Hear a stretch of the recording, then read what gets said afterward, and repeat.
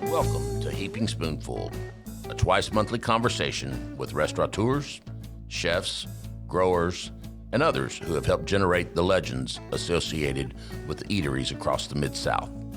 The team at Benny Keith is proud to sponsor this adventure with the goal of preserving the stories that have helped cultivate an amazing food scene across the Mid-South. So kick back and enjoy a Heaping Spoonful. All right, everybody, welcome to Heaping Spoonful. This is the Mid-South podcast where we talk about the Mid-South food scene. And it is Tuesday, so it is time to talk food. We're going to talk with somebody very special today for a couple different reasons. One, I mean, you're in Argenta, which is badass. Yeah. You know, I'm partial to Argenta. So, you know, obviously, chef owner over here, Brewed and Barley, right in the heart of Dogtown. And you have been a really good addition to the neighborhood. Yeah. So here I have across the table with me is Matt Quin, and Matt is the owner of Caverns and Forests. Yes, co-owner actually with Radiance Belts. Yep. Awesome. Who is your wife? Partner. Yeah. Gotcha. I'm sorry. Oh no, that's fine. Yeah. I guess it's a lot of people assume. Yeah. But such a cool concept, and we're going to get into the concept. Yep. But I can tell you, man, we talked a few weeks ago, you know, as I've had so many good conversations sitting at that bar at Four Quarter. Right. And, you know, another Dogtown staple. And we just won Best Bar, too. Yeah. No wonder. Yeah. I mean, that place is, you know, we can have a whole other, we can talk forever about Four Quarter Bar and Conan and what he's got going on over there. But, man, the conversation that we had sitting there at the end of the bar was awesome. Nice. Thank you. And I remember I got home, and my wife, she was asleep on the couch, and I was like, you know who I had a great conversation with tonight? I talked to Matt over there at Caverns and Forests, and my wife has been in, and she's like, I love that place. Yeah. But I want to talk about you first, and then we're gonna get into the business down there. So, where are you from? I'm originally from New Haven, Connecticut. That's what I thought. You're an East Coast guy. In food-wise, we're actually very proud of our food scene there. Louis' Lunch is, I have arguments with people, but I believe this in my heart. And there are documentaries that will attest to the same thing. Louis' Lunch, inventor of the hamburger. Okay. Pepe's Pizza, considered the inventor of pizza in America. Mm-hmm. I will die on that hill. I will go to my grave believing both of those things. So, yeah. Oddly, New Haven, Connecticut is responsible for like the two biggest like foodstuffs in America. Yeah. I mean, in my top four it's pizza, burgers, wings, and tacos. You know? Yeah. I mean, there you go. So you take burgers and pizza, I'm all about it. Right. And it's funny because that's why when you said Pepe's, I perked up a little bit because I just read that not long ago. Yeah. Yeah. I'm doing all this pizza research right now, and I read about Pepe's. So it's Pepe's or Sally's. Okay. Because Sally's broke off from Pepe's couple decades in, like a few, like right down the block. Same family broke off. Yeah. So that's like a thing in New Haven too. Are you a Pepe's person or a Sally's person? And I'm a Sally's person, actually. I prefer Sally's over Pepe's. Okay. So, yeah. It's like Zildjian or controversial. Yeah. Symbols, you know. Yeah, right. I started out a Sabian guy, and I ended up a Zildjian guy. Yeah. So, yeah. A little music if anybody's listening. Anybody knows what's going on out there. Yeah. All right, so let's talk about, all right, you're growing up in Connecticut, which is an awesome area. I've been there a few different times. I haven't stayed there much, you know, day here, day there, you know, long weekend type of thing. Yeah. But, all right, let's talk about, like, growing up, like, staples in the house. Like, where was the first time? Like, where was your passion for food? Where did that begin? You know, it's weird. It's only really when we opened up Caverns and Forests that it all kind of came flooding back to me. But I remember being a kid in the kitchen and going like, I'm going to open a restaurant one day and I'm going to make this as a sandwich. And I'm going to like, it was always kind of a sandwich thing, which Caverns and Forests, that's kind of one of our big things. Yeah. but yeah, like as a kid, maybe between the ages of 8 and 10, 11, like I would often be like, someday I'm going to open a restaurant so I can make the things I want. Like, Yeah. So that was always kind of there in the back of my mind, and it just kind of, came back to me when we were putting together Caverns and Forests. Yeah. Which, looking at that menu, is an awesome menu. It's a badass. I mean, you got like a pickle plate on there, or it's a pita plate. You have like the caprese bites on there. You got pretzels, paninis. Dude, I will mess up a panini, man. I mean, and not many people do them right. And you think it's not. I mean, there's an art to it for sure. Absolutely. Well, I came from Boulevard Bread. Yeah. I was their GM for a while. Ran the bistro when the bistro was still open. So I've pressed a lot of sandwiches. So when we opened, we were like, this is going to be, part of what we do, because we kind of already know how to do it, and we're going to use Boulevard Bread, which we do. Yeah.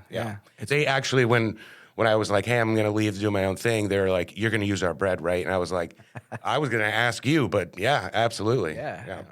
I mean, it's stupid not to. I mean, the bread is phenomenal. Best bread in town. I mean, it just is. Like, I'm biased, but it is. It's just, yeah. It's delightful. Yeah. Best tea service in town, too. Yeah. I don't know if you're a tea guy, but they do amazing tea service. It's like old school English tea service. Oh, yeah. Yeah. Yep. Love it. Yep. Love it. My wife's always like, what are you doing? Well, I remember bringing out the whole thing to people, and they're like, huh? Like, yeah, it's a thing. It's an event. Get your own little pot of tea with some honey, and they give you a nice little stir. That's awesome. Yeah. I grew up drinking tea with my mom, so it's like it means something to me, and nobody does it like that anymore. Oh, that's awesome. So, all right, so we're talking about now Caverns and Forests, okay? So we're talking about not only food and beer and wine, right? But we're talking about board games. Oh, yeah. Lots of board games. And I have a few questions about it, but where did your passion for that begin? It started, I mean, growing up, we always did game night. Like, it was a thing in our house.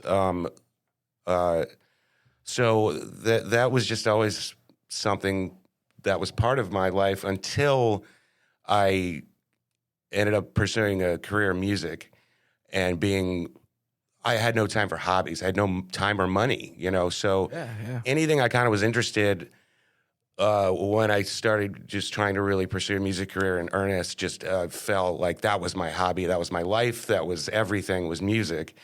And when that kind of started, I've pretty much retired from music. And then I was just kind of looking for a hobby. And a friend of mine was like, have you heard of this game called Gloomhaven? It's this giant, at the time, it was the most money ever made on Kickstarter for anything. Wow. The box, it was the biggest board game ever made. I think it came in at like 17, 18 pounds. It's this giant box. Yeah. So I started getting back into board gaming with arguably one of the most difficult board games to learn and play. But I fell in love with it. This is around 2017, and then just started getting into the hobby and following, following YouTube channels and podcasts and getting to know people. And it really dawned on me very, very quickly that this is the least toxic hobby I've ever been around. Yeah. So inclusive. All the board game personalities that I love that are like celebrities to me. They're just all great people. And I was like, I think I found where I'm supposed to be. Like, board gaming is where I'm supposed to be. That's awesome. Yeah. It's a good feeling when you finally get that, like, okay, yeah, this is where I'm at. Yeah. And this is what I love. And hey, man, I don't care what anybody says. It sounds cliche. It sounds stupid. But if you're doing what you love, now you're still working, but right. I mean, but it's a lot easier when you're doing something that you love and when you're doing it for yourself. I mean, we just had this conversation a minute ago before we, got on the mic, just talking about how the two of you, I mean, it's your business. Yeah. That's it. It's just yours. Yep. Which is awesome. You're doing it yourself. And there's not a lot of people out there that can say that, man. I would be lying if I said that wasn't part of the impetus to go to, though I've worked for some wonderful people, I've definitely worked for some not so wonderful people. Of course, yeah. We all have. Yeah. But there's a point where you want to be your own boss. It's something I think music is one of the reasons why I tried to do that for so long. I have, and this isn't me boasting, but I have a master's degree in creative writing. Yeah. Never really did anything with that, but it's always been like I want to work for myself, and this is that opportunity now. It's hard work for sure. Yeah, Starting a small business it's not easy, but yeah, it does feel good to wake up every day and know that we, Radiance and I, are making our decisions without having to discuss it with anyone above us. Yeah. And it's like, there's been so many times where my cousin and I, Jess, over at Brood, have been like, we would look at our managers and be like, you know what, I don't want you making that decision. Let us make that decision because it's our business. And if something goes wrong, I want to point the finger at myself. Sure. I don't like doing that. I want to be able to point it at myself and not being like, man, you shouldn't have done that. Yeah. Like, no, we're making the decisions. Right. We're the people to blame. Absolutely, Good or because bad. the finger's still going to be pointed at you. Yeah. So you might it's like I need to know what's happening, make the decision. I'm culpable, and I know I'm culpable. Like yeah. Oh, I totally get that. Yeah. It's big. It's big. It's huge. And that's awesome. And I actually didn't know that until we were talking a couple minutes ago. Yeah. We might have talked about that at 4-quarter, but there might have been some tall boys involved. Maybe, a couple tall boys. I think maybe some Jameson. I'm not positive. That's my Jameson and Peeber. That's my thing. Yeah. Maybe it's an East Coast thing. I don't know. Yeah, I don't know. Yeah. We had Schlitz back in New Haven. It was the beer my grandfather drank. Yeah. I mean, I started drinking Yingling Lager from Pennsylvania, and that was like, that beer holds like something special in my heart because that's the first beer I stole from my dad. Yeah. And that was the first beer my dad was like, "Did you take a beer from the fridge?" And I was like, "What are you talking about?" Stealing beers from the fridge. I've been there. And it was actually, I'm sorry, it's not Schlitz. I'm correcting myself. It was called Schaefer. Schaefer's, yeah. Schaefer. Yeah. Was like, there's a bar called Rudy's that I grew up in. And at this point, they can't get in trouble because it's been 20-something years. But I started going there when I was 18. Yeah. And because my friends went there, it was all like the underground punk scene, like they were the bartenders and everything, and I was in the music scene, and I was in bands that some people liked. So like, I just started coming in, and they were like, "Yeah, it's Matt from Arcaro, like he can be in here." To the point where when I turned 21, I was there part of my birthday was going to Rudy's, and the owner, Thomas, I can say his name again. It's been almost 30 years. He gave me a bottle of whiskey. It said "Happy 21st birthday," and I was like, "Oh, you knew?" And he was like, "Of course I knew. That's like, stupid. I'm not dumb, So, but yeah, I miss Rudy's. It was a great spot. The Kennedys drank there, because New Haven's Yale. So they like Rudy's was there. There's a lot of historical people had passed through that. That just, you want to think dive bar. Rudy's was the diviest dive bar that ever dove. Yeah, and awesome. I miss it. Yeah. There's nothing better than a good dive bar. Yeah, man. Yeah. You got to have one in town. You have to have one. In every town that I've ever lived in, I've saw and found out like, you got to seek it out. Yeah. And, a couple of them, I lived in a place called Lansdale back home, where there's a few of them. Yeah. And, you know what bartenders work certain nights, and it's extra diving on this night, so I'm going to go on Wednesday nights. It's a thing. Yeah. For sure. Oh, and I'm not advocating that people underage drink, by the way. We oh my God, like is someone from the ABC listening? Like, oh, we haven't hit them up yet. We need to send someone there. Like, yeah, we're good. Yeah, it was like 20 years ago, 25 years ago. Different state, yeah.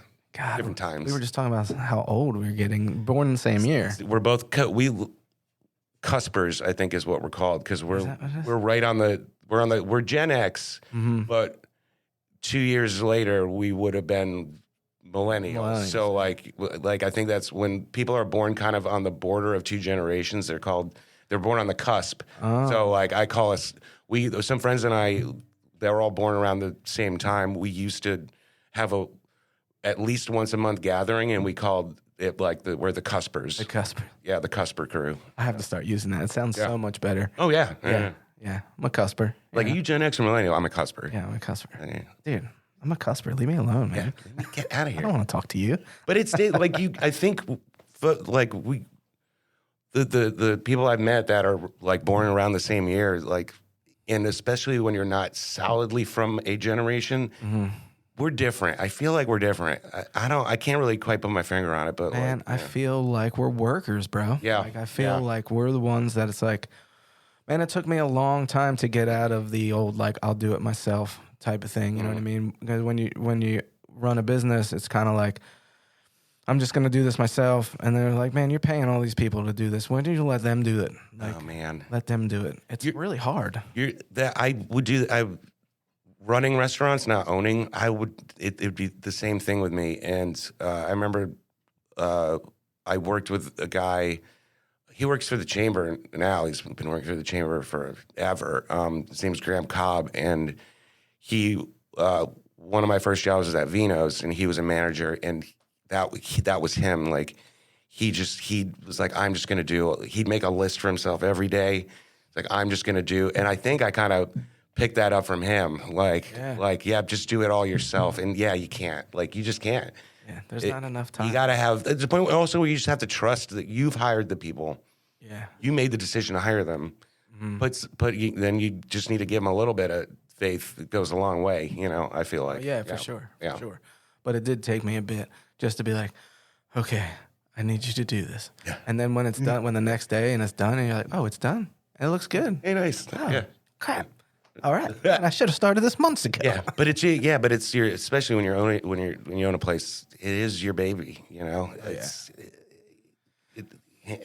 Here, you know, and we're hoping to get to that point someday where we can have someone, because we actually, and I don't want to give too much away, but we live there as well. There's a door from the kitchen that leads into our apartment. So we're there 24/7, which is great right now. We're there for deliveries. Yeah. We don't have to commute.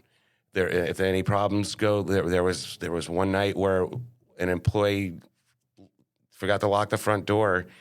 Alarm goes off. I hop out, and there was someone at our front cash register, just kind of like she wasn't all there because this insane alarm's going off, and I just am standing right next to her, and she doesn't even clock that I'm, and I just Oh, wow. just yell out this y'all, like, just, what are you doing? And I didn't call the cops. I let her go on her way. Right. But I was like, what if we hadn't have been here, you know? Yeah. But there's going to be a point where I think we might lose our minds being there because we always feel like we're at work. It's a blessing and a curse, man. That's the thing. Yeah. I worked at a place back home called Spinnerstown Hotel, and there was people that lived right, like, in the neighborhood, basically, of the restaurant. Yeah. And it was, you know, snow days and all that kind of stuff when people were calling out. I'd be like, man, I can see your house. I see your home. Like, can you please come to work? Yeah. I'd be like, no, man, I'm not coming to work. Well, we were open during some of the bad snow last winter, and so that was great. Like we had, there was one night where it was just this one couple came, and they were like, this was amazing. We just got to chat with them, and they're now regulars. And awesome. And I remember he posted this whole thing that was like, we had this amazing time. They were open, and the two owners were just like, yeah, come on in. And now they're like regulars of ours. So like, Dude, yeah, I can tell you this right now, and I can see that. I can paint that picture in my head, like snowstorm or ice storm. You know, Arkansas is more ice than snow, whatever. But like sitting there, like playing board games, drinking a beer, like having a panini, man. It's all cold outside. You sounds know what so I mean? good. Yeah, I mean, sounds like a place I'd love to go to. It really does. Now, all right, so let's talk. All right, so say first time customer. All right, a person, because I can tell you with me. You had a gentleman that worked for you for a bit. He moved on his Michael. Yeah. Great dude. Oh, yeah. Great dude. But Michael came to us one day and was like, hey, and we had the kids out with us. We're hanging around, you know. He's like, I have these board games in my car. I play these games all the time. Do you want to play? And my kids and I were like, yeah, dude. I mean, drinking beers, playing board games, I'm all about it. Yeah. So he pulls out this game. You might know the name of it. But it was like all those birds. It had like eggs, like birds. Oh, Wingspan. Wingspan. Yeah. Well, he laid this out. Like, dude, I'm like, maybe he's getting Monopoly or Life. You know, in my head, that's where everybody Sure. goes to. You're Yeah. probably like, oh, freaking amateur. Yeah. But then he was so patient with us and like taught us how to play this game. And I was like, this is awesome. There's a whole world out there that nobody knows anything about. Yeah. I mean, it's crazy. Yeah. I mean, it's crazy. Coming from, all right, say, first-time person who probably a little intimidated, going to walk into Caverns and Forests. Yeah. What's your recommendation? And I want to hear game, food, beer.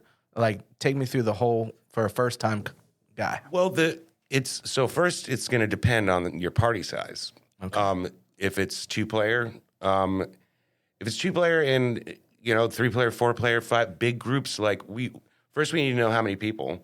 Then I like to what kind of night are you trying to have? What kind of mood do you want to be competitive? Do you want something cooperative? Yeah. Do you want trivia? Do you want some abstract strategy? Like I try to get, or we all do that are there. We try to get as much information if folks are looking for a recommendation as much as we can. But like Makes sense. Yeah. say it's if it's you and your wife come in, it's 2-player. For folks that are like really have never done much board gaming at all, there's a game called Quarto. It's a great pub game that kind of, what I say is like, imagine tic-tac-toe if it were actually a game and we're fun, you know? Right, It's got a little bit of a Connect 4 vibe, but it's one of my favorite quick, easy pub games. And then, like with the menu, we decided to do paninis, and I wanted to for a couple of them to be like as traditional, like I did the research. I've never been to Italy, but like I wanted them to be as close to like if you're walking down the street and you grab a panini, like So our Parma and our Caprese, like I wanted them to be like this is like as traditional as I can get here. So the Parma is we slice our own prosciutto, fresh basil, fresh mozz, olive oil, ciabatta, grilled, caprese. We make our own balsamic glaze too. Nice. Like we did start with just using balsamic vinegar, and we're like, well, this makes the sandwich a sloppy mess. So so we make and it'll stink up. We have to do it early because it'll stink up the restaurant. But we make our own balsamic glaze, and we make enough so that it'll last a while. So yeah, I might recommend something like that. Our most popular sandwich actually is called the Italian. Genoa,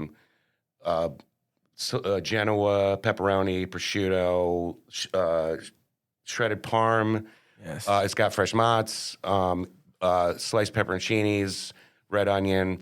And the one thing too with paninis, you don't put condiments on. Like we don't. Yeah. We've got mayo, mustard, some dressings for our salads that people can get on the side. But when you're grilling a sandwich, except for the balsamic glaze and some EVOO on stuff, like. There's no condiments. You want to seal all that stuff blended together, seal it up in that press. You don't want things spilling out, glooping out, making it a mess. Nice crispy outside. I can right? feel it. Like I like the texture. I'm a fan. I don't know. I'm a fat guy. I can feel it. For me, I like the pita plate. I'm a big fan. So if you want an appetizer, and then we do dessert.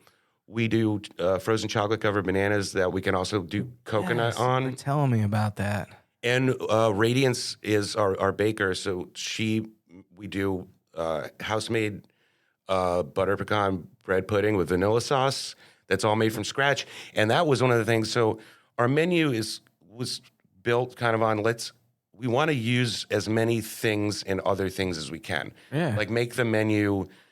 Like we don't want to have one item that only uses this one thing and on nothing else. Yeah. There's a couple things like that. Like there's cranberry sauce in our autumn sandwich, but that's fine. So when we use ciabatta and panetta from Boulevard, and we'd have like the ends left over that we're not using anything for. And Radiance very quickly was like, I'm going to make bread pudding because she's like made bread pudding before. Like, let's use all those butts of the loaves. Like, we're gonna make bread pudding, and it's like people. Like, we've had people. Like, I'm coming. Like, we get pickup orders just for the bread pudding. People, it's our most popular dessert. Like, people love this bread pudding. And then we've started doing a seasonal creme patisserie. It's French, like a French creme anglaise. That the first iteration was a vanilla creme with house-made English-style biscuits and fresh strawberries. Mm-hmm. But we've decided to start doing a seasonal one. So the one we're doing now is a caramel creme with green apple and cracked caramel shards. Jesus. That's fantastic. So like it's another thing like we can play around with like kind of a seasonal, because we were thinking about doing the bread pudding as like a seasonal thing. Got a little tough, and then Radiance was like, the creme will be the seasonal dessert. And we were like, oh, yeah, that opens up. So not to give anything away, but so we've got the autumn one, which is the caramel creme. But the winter one's going to be like a dark chocolate orange, because you know those chocolate oranges you get around Christmas time. Yes, so we're going to do that for like the winter Dude, creme. I love that. You get them out of the box and you smash them on the table. Yep. Yeah. So, awesome. So that's what we're doing for the winter. Dude, I gotta say, man, like, you know, as per our conversation before and talking to you now, like, obviously you have a passion for food, but I can tell you this right now, that I don't think that anybody in town knows the food that you're putting out over there. Yeah, we can't. You know, we get it a lot. We get it on our reviews online, or folks that come in. They're like, they hear Board Game Cafe and they think they're gonna get there's gonna be some snackies, and that's like it. It's like, no, why wouldn't you want to have good menu and good food? I mean, that's insane to not like want to present like the best possible products in, you know. Now that the picture that we started painting earlier of like the, you know, it being all cold and snowy outside, you're playing a board game, but now like the picture to me has expanded where there's bread pudding and you're like, oh, yeah, and a glass of wine and a beer, and it's like, it's just awesome. Yeah, and you know, bread pudding is like, it hits everybody in the heart. Everybody, it's one of those things. You know? It's fantastic. Like yeah, and you talk about like rule, like having like one thing like in just one item and this and that. Like I do the rule of 3. There is some stuff, if you look on the menu, like that's the only place you use that. But I do have a rule of 3, whether it be lunch menu or dinner menu. And obviously, you know, ingredients go back and forth, but like I have a rule of 3. If I'm going to bring an item in, I have to use it in 3 different places. And that's my thing. I started years ago. I just never got away from it. Yep. Know? I think we have a similar sort of thing. But there were definitely a couple missteps in the beginning too. We had a sandwich we got rid of. We also used it in 1 or 2 other things, but we just got this giant. We got this gigantic box of pears, and to use in these couple things. Curse of the pears. I had it too. Go ahead. And then it still is an inside joke. Like if I'm like, oh, I'm going to do the ordering, like our kitchen manager would be like, don't forget to order the pears. And I'm like, yeah, thanks, Alan. Like, yeah, right. But that's like a running gag now. It's like, oh yeah, I'm going to the store. Oh yeah, don't forget to pick up some pears. I'm like, yep, I know. Yeah, we had that giant case of pears that we really never got to do much with. So. Dude, we had the same exact thing happen to us like a month and a half ago. Yeah. We don't usually order pears, so we get online where we order our produce and you search for pears, and we ordered a 5-pound bag of pears. That's it. Yeah. The bar needed them for something. Sure enough, when I get into work next day, which is usually around noon, I get in around noon, and I'm like, what's up with this box of pears? And the guy who does my receiving, Marco, God bless you, he was like, I don't know, you ordered pears. Like, and I was like, man, I ordered a 5. Where's the invoice at? Like, where's the pack slip at? So they only charged me for a 5-pound bag. Yeah. But they gave me a whole case of pears. What the heck am I going to do with all these pears? You know? And it's like a month and a half ago, it's still, it's going to be 90 degrees today. Sure. But, you know, a month and a half ago, it's hot. Yep. It's like, all these freaking pears. So it's the same thing over there. Curse of the pears. Yeah, Cursey pears. Curse of the pears. Well, listen, we're going to take a quick break. Yep. We're going to pay some bills real quick, and then we're going to get back and we're going to dig more into caverns and forests. Right. I hope you're enjoying this episode of Heaping Spoonful. We at Benny Keith Foods enjoy talking about the food scene almost as much as we enjoy providing the top quality ingredients that help restaurateurs and chefs across the Mid-South create their magic. Now let's dive even deeper into the culinary world with your host, Chef Brian McFadden. All right, folks, welcome back to Heaping Spoonful. It is the first or third Tuesday of the month. So we're ripping podcast over here at Benny Key Studios. Today I'm with Matt Quin. Hello. Matt, we were just talking about your menu over there, and we were talking about like your ideal. I mean, for us, it would be a date night. You know, we're talking food. We talked about the curse of the pears. Yeah. So game for two, food, like the whole setting. What selections say alcohol over there? So we were fortunate. Again, I helped open up the first Zaza. I was GM over there for a while. Did their gelato. So had I like to joke around with folks sometimes. I'm like, I was the first Yellow Rocket employee. I think, like, officially, kind of oddly, but before they were Yellow Rocket. But yeah. Right.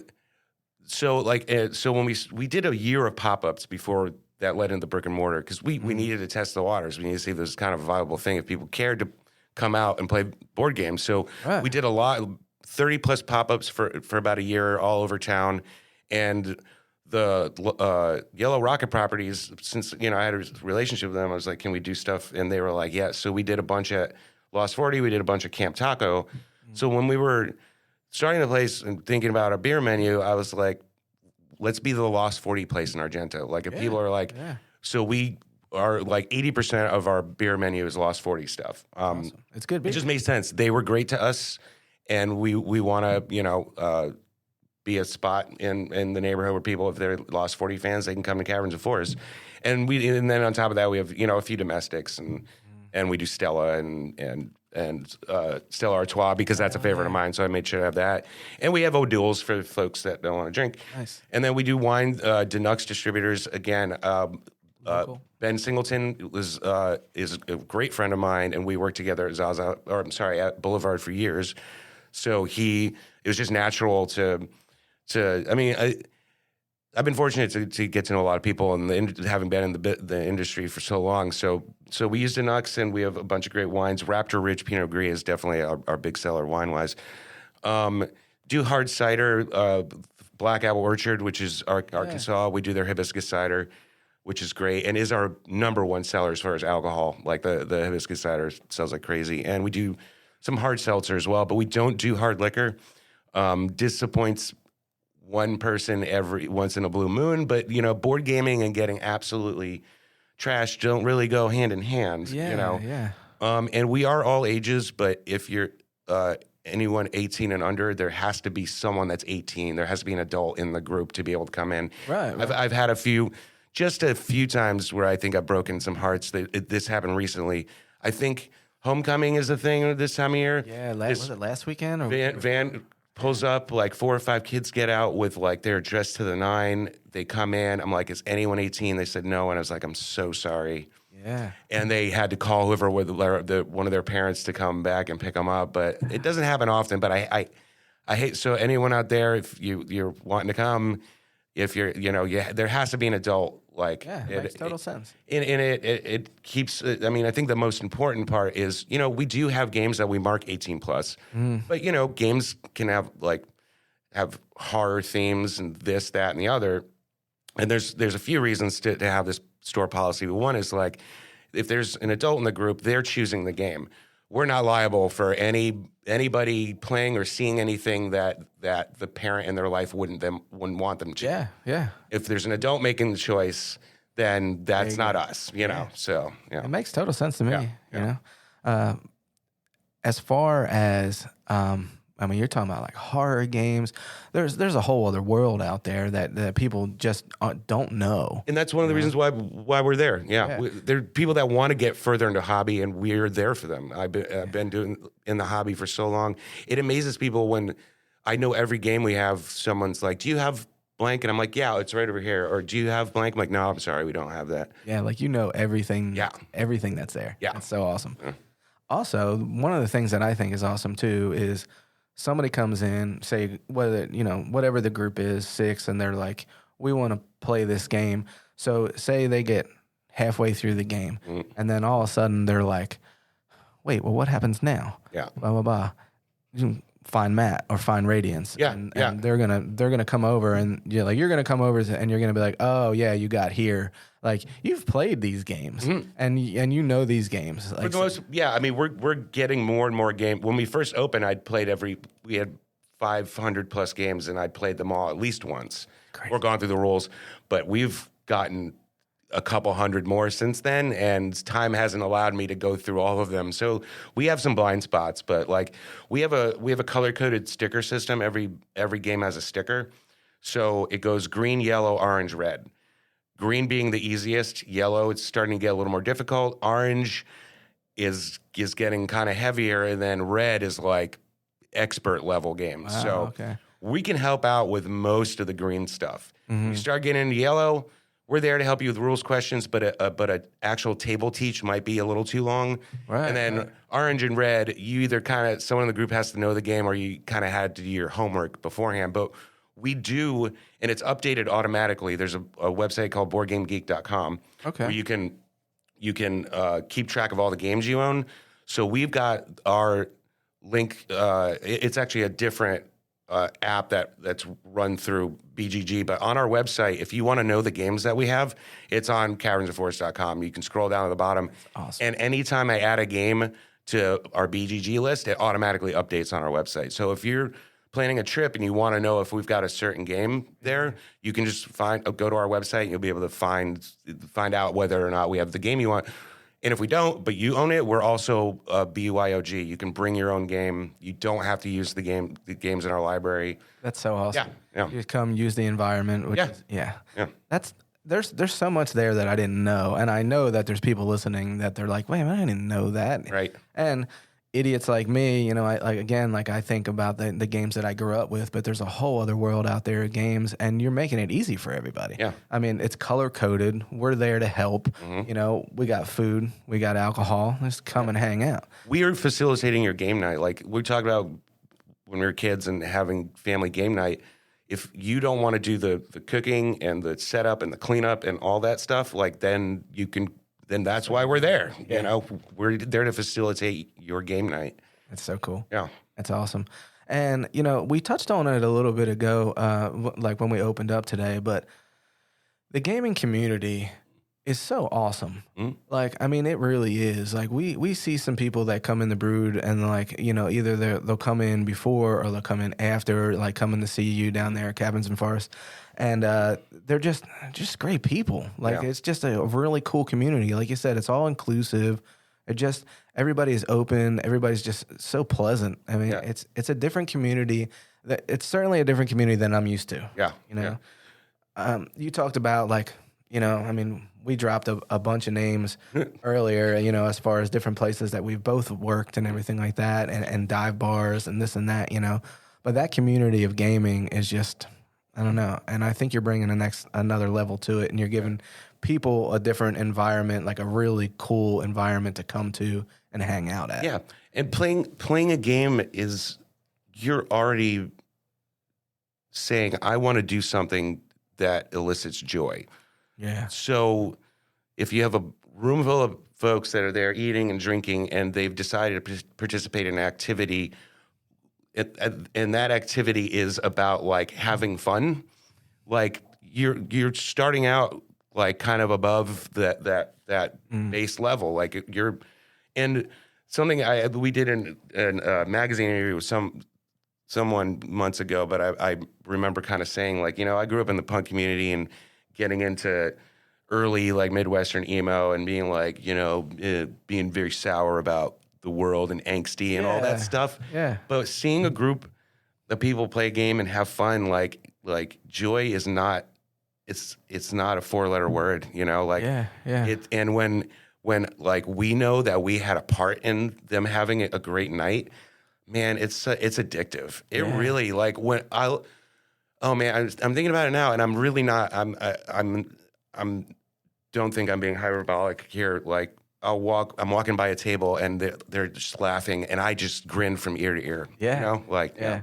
It's awesome. It's such a good feeling. Yeah. And it's such a cool experience. We have that too. Like from the kitchen at Brood, there's only a couple tables that we can see clearly. Yeah. And when we like sell a special or something like that, and like a couple of us will look and be like, all right, wait for that first bite. Wait for that first bite. Yeah. And we have this one that we talk about all the time where somebody took a bite of something and then she did this little dance. And nice. Like, yes, nailed it. That's it. And that's the experience that you're selling down there too. I know that's such a good feeling. Like you said, you're walking past the table, people are having fun. And dude, so when we play games, at my house, so I have 2 boys about to be 10 years old. And this is what I say to everybody that comes in our house and we're going to play a game. Yeah. I'm giving you a warning. We have very poor losers. And we do not have graceful winners. Okay, so I'm sure you get some of that too. Oh, yeah. You get like people that are like, I can't believe it. Like, I've unfortunately been a victim. I'm not a guy that like cares about winning. I just love dissecting a game, seeing how it works, getting in there and, having and enjoying the puzzle and the play.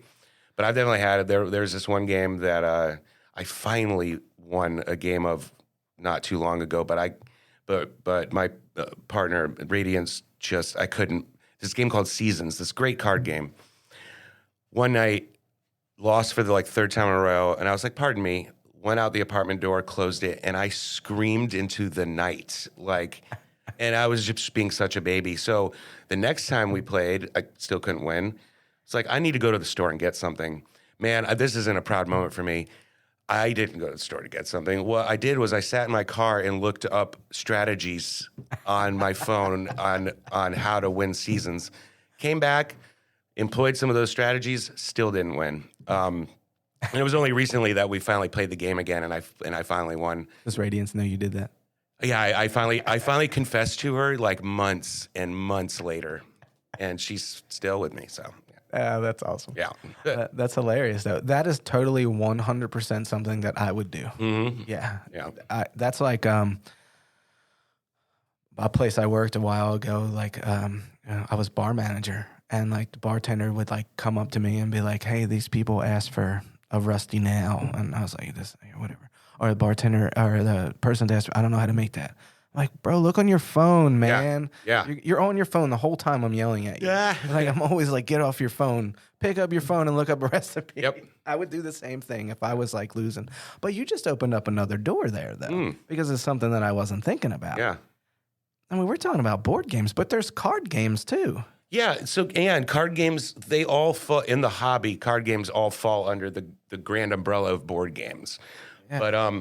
But yeah, I mean, most board games have cards. They have cards that are part of the system, to function or to play the game. Yeah. Now you're talking. Now is it opens up. It paints another picture of throwing cards, and I know you can't smoke in there, but just guys smoking cigars and drinking beers and throwing cards and stuff. It's a whole other. That's a whole other world there. Sure. Oh yeah. Yeah. You ever get crowd? You probably get some rowdy crowds in there every once in a while, I imagine. Yeah, but it I'm a shit talker.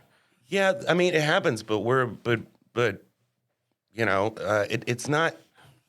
I think the environment we've set up, we definitely will have some folks that are loud, but be loud. I mean that's part of it. That's what it's about. Yeah, and it doesn't happen super frequently, and to the point where we've never had to tell anybody be quiet. We're not going to do that. You, when you come in, you got to know that this is the environment. It's people having fun. You know what you're walking into. Exactly. Yeah. Awesome. What are your hours over there? So they vary. Tuesday through Thursday, it's 5 to 11. Friday, Saturday, it's 5 to midnight. And then right now, Sundays are 1 to 8. We may be going later on Sundays here in a bit. We're working on that. And then we're closed on Mondays. But we are also, and we've done a bunch of them now. During our off hours and Mondays, the place can be rented for special events as well. So that's badass. So that's a whole other thing. 11 to 5 during the week and on Saturdays, and all day Monday if you've got any sort of event or special lunch you want to do. There is a booking fee for the room. That makes sense. Yeah. But so we're there for that as well. Yeah. That is awesome. What did you say your Sunday hours were? 1 to 8. 1 to 8? Looking, and I don't want to set this in stone, looking to maybe switch it to 3 to 10 or something, but right now it's 1 to 8. But we do a lot of special events. The third Sunday of every month, we run this social deduction game called Blood on the Clock Tower. tickets for that on our website. Every fourth Sunday of the month, we do a D&D one-shot and those tickets. And then we do monthly D&D campaigns. There are 4 consecutive Thursdays. For the first 6 months, they were D&D for beginners, but we've built up enough of that now that for November and December, our DM is going to do an intermediate campaign, so for a little bit more advanced. Yeah. We're looking to start doing trivia on Wednesdays in December. Every Thursday at 7, Magic the Gathering. If you play Magic the Gathering, that's our kind of Magic night. And then every Friday at 7, we hold half of one of our long tables for what we call social gaming night. It's just for folks to come meet new people, play new games. That's awesome. Yeah, just to kind of build the community a little bit. And yeah. That's really cool because that would be something that I would do, with the kids right now. It's kind of like, okay, like my wife, she's either reading a book or she's knitting or something like that. And I'd be like, you mind if I go out for a little bit? Like, that would be something that I would do. So I can go and show up and 4 or 5 people show up that I don't know, but we're going to play a game together.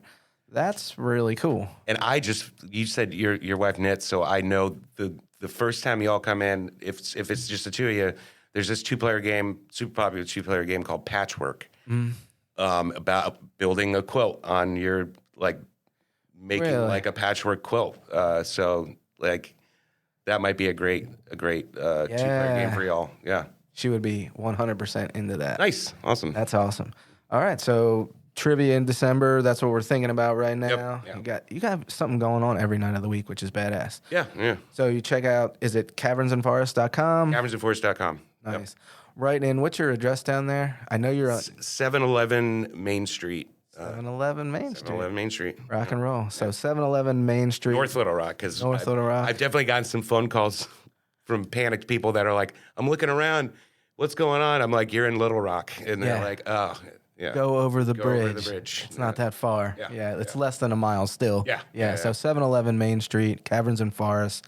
Awesome date night spot, party spot. I mean, something going on every week. I think when people listen to this podcast, there's going to be a lot of people out there being like, man, I didn't even know they were there. We get that all the time still. I mean, we've only been open for 10 months, but man, I hear that every half a dozen times every day.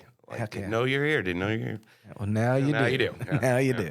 Well, rock and roll. Man, thank you so much for coming. Hey, Brandon, thank you. Yeah, man, I appreciate it. And what we're going to do is, I think what we should do is we're going to get through this year, and then we'll get maybe end the next summer, have you back on around the same time and see where we're at then, because I have a really good feeling. Yeah, for sure. Appreciate that, yeah. And you know I'm going to support. I really like to thank Rusty Mathis. Rusty Mathis. He's going to slap me for that one. Yeah. Rusty Mathis over here is the GM at Benny Keith and Benny Keith Studios over here. Thank you so much for the platform. Also love to thank Rob Nelson. Rob is the gentleman who makes us sound good. He's the head of tech over here. So we try to keep Rob happy. Thanks, Rob. Rob, really appreciate you, buddy. All right, you can catch Heaping Spoonful the first or third Tuesday of every month. And if there's somebody out there that wants to come and sit with me and chat, bring it on. I'm here. Hit me up, Heaping Spoonful. You can find us on Spotify, Pandora, you name it. All the platforms we're there. Hit us up. All right, folks. Talk to you soon. We hope you enjoyed this episode of Heaping Spoonful. On behalf of all of us at Benny Keith Foods, Mid-South Division, please know how much we love connecting you with the legends of the culinary scene and their unique stories. I look forward to the next time we can offer you another Heaping Spoonful.